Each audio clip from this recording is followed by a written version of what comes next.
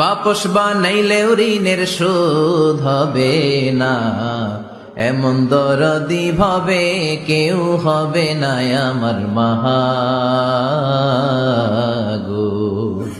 এমন দরদি ভাবে কেউ হবে না আমার মাহাগো। কি পরিমাণে কষ্ট এটা মা জানে, বাবা জানে না।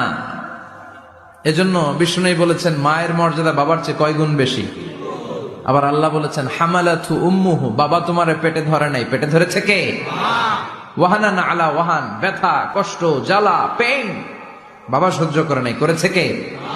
অফিসালহু ফি আমাইন, 2 বছর তোমারে বাবা দুধ খাওয়ায় নাই, দুধ খাওয়ালো কে?